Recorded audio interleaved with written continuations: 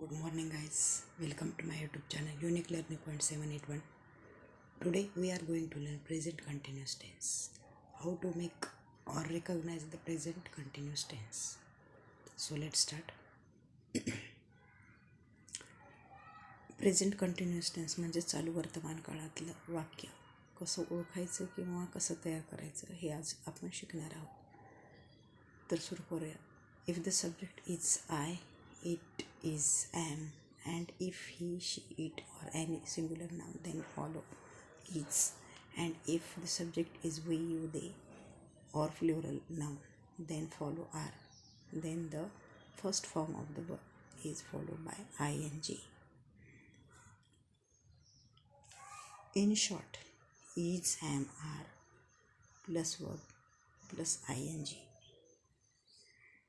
If the subject is I, जर करता I असेल तर त्यापुढे ॲम, ही, शी, इट और any singular noun, he, she, it किंवा एकवचनी नाम असल्यास इज, आणि जर करता वी, यू, दे किंवा अनेकवचनी नाम असेल तर आर,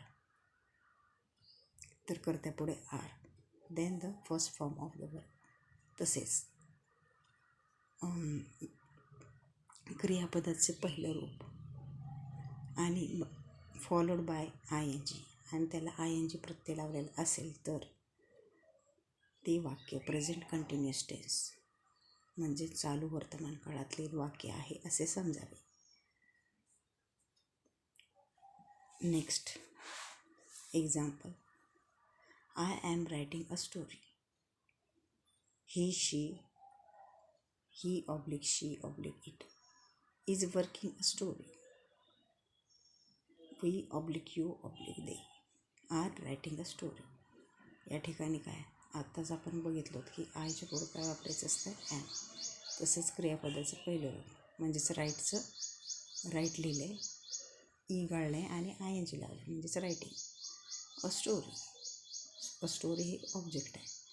नेक्स्ट आहे ही, शी, इट यांच्या पुढे जर इज लावल्यास आणि क्रियापदाचं पहिलं रूप त्याला आय एन जी प्रत्यय असेल किंवा आणि ऑब्जेक्ट तर ते कोणतं वाक्य असेल असे समजावे प्रेझेंट कंटिन्युअस टेन्स चालू वर्तमान काळातील वाक्य.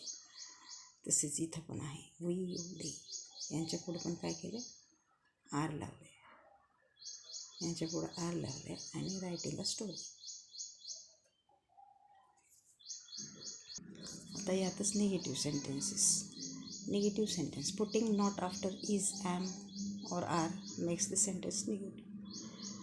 Am, is, are यांच्या पुढे नॉट ठेवल्यास निगेटिव्ह सेंटेन्स तयार होतात. जसे की आत्ताच आपले जिथं समोर वरील वाक्य झालेले आहेत त्याच्यानुसार दुसरे एक वाक्य तयार केले. दे आर, इथं काय ठेवलं not eating mangoes. They are not eating mangoes. He is not going to school. He is not going to school. They don't eat mangoes. They don't eat mangoes. इथं काय केलं इथं डोंट आहे. Don't वाक्यामध्ये don't वापरले. They don't eat mangoes. He doesn't go to school. मागच आपण पाहिलेलं आहे की आय आणि वी, यू आणि दे यांच्या पुढं डोंट ठेवायचं असते म्हणजे डू किंवा डोंट. तसेच ही, शी, इट किंवा सिंग्युलर नाउन असेल तर डझंट येत असतं, डज किंवा डझंट. नेक्स्ट आहे प्रेझेंट कंटिन्युअस टेन्समधलेच यस नो क्वेश्चन्स, चालू वर्तमान काळातील yes no questions. Am, is, are at the beginning of sentence to form yes no questions. Am, is, are यांनी सुरुवात होणारे जे वाक्य आहेत त्यांनाच आपण काय म्हणतो WH क्वेश्चन्स. तर WH questions sorry yes no questions like are they not eating mangoes. Are they not eating mangoes. त्यांनी आंबे खाल्ले नाहीत का, म्हणजेच ते आंबे खात नाहीत का. किंवा is he going to school. Is he going to school. तो शाळेत जात नाही का, म्हणजेच याच्यावरून आपल्याला यस नो याचे आन्सर्स यस नोमध्ये देता येतात. यालाच काय म्हणतात आपण यस नो क्वेश्चन्स. नेक्स्ट आहे WH क्वेश्चन्स. यातच आपण आता WH क्वेश्चन्स कसे तयार करायचे ते शिकणार आहोत. When making WH questions interrogative word like why where should be taken at the beginning.